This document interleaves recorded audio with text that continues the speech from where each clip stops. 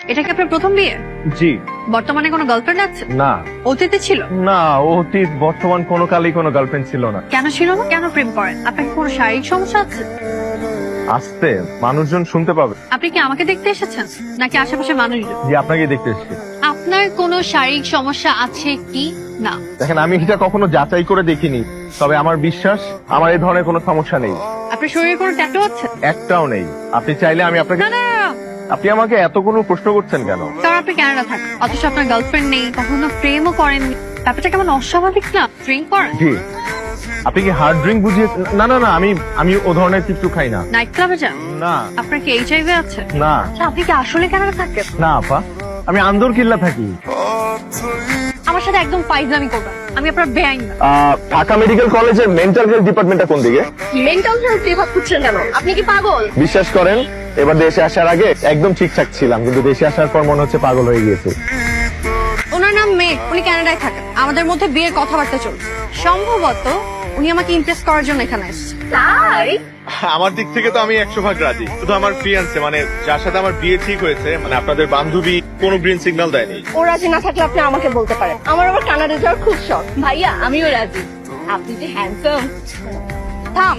কাল ঘটক বাসায় ফোন করে বলল আপনি নাকি আমাকেই বিয়ে করবেন বলে ফাইনাল ডিসিশন নিয়েছেন। কারণটা কি জানতে পারি? আপনার ছবি যেদিন আমি প্রথম দেখেছি সেদিন আপনার ছবি দেখে আমার কাছে মনে হয়েছে যে এই মানুষটা আমার খুব আপন। আর কাল যখন সরাসরি আপনার সাথে আমার দেখা হলো, তারপর মনে হয়েছে আপনার জন্যই তো এতদিন অপেক্ষা করছিলাম। আপনি সিনেমার ডায়লগ। কালকে আমরা একসাথে রিক্সায় চললাম, কিন্তু আজকে আপনি আমাকে আপনার পাশেই বসতে দিলেন না কেন? কারণ কালকে ফ্রেন্ডের চালাকিতে আমি আপনার সাথে বসেছি, না হলে আপনার পাশের সিটে কখনোই বসতাম না। কেন আপনাকে পাশের সিটে বসতে দেইনি বলে আপনার কি মন খারাপ হয়েছে? মন খারাপ হবে কেন? জানতে ইচ্ছে হচ্ছে কেন করলেন এটা? কারণ আমি চাই না গাড়ির ব্যাক সিটে আমার পাশে অন্য কোনো পুরুষ বসে। আমার পাশের সিটে শুধু আমার হাজবেন্ড বসে। আমি তার হাত ধরে কাঁধে মাথা রেখে বসবো। আচ্ছা, আপনি কি সবসময় মানুষকে তেল দিয়ে কথা বলেন? আমি আবার কখন কাকে তেল দিলাম? সব সময় বলেন, মাত্রও বললেন। আবার আজকে সকালে যেমন দাদিমাকে বললেন সুচিত্রা সেন। আপনি তো এখনো বিয়ের মতামত জানান নেই। আমার দুইটা শর্ত আছে, আপনি যদি আমার দুইটা শর্ত মেনে নেন তাহলে আমি ভেবে দেখতে পারি। আমি আপনার সব শর্ত মেনে নেব। একটু আগে আমার শর্ত দুটো একটা কাগজে লিখে খামের ভিতরে রেখেছি। কাল যখন আপনার সাথে দেখা হোক তখন খামটা দিব। কাল একটা নীল শাড়ি পরে আসা যায়? আমি তো শাড়ি পরতে পারি না। সমস্যা নেই, আপনি আসতেই হবে। হ্যালো, আসসালামু আলাইকুম আন্টি। আমার মেয়েটা যে তোমাকে কত পছন্দ করে তুমি সেটা জানো।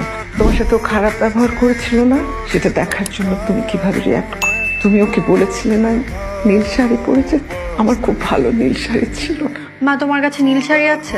না, নীল শাড়ি তো বুঝলাম না, একটা মহিলার সংগ্রহে নীল শাড়ি থাকবে না? এটা কেমন কথা? নীল শাড়ি দিয়ে কি করবি তুই? মেঘ পরে যেতে বলেছে।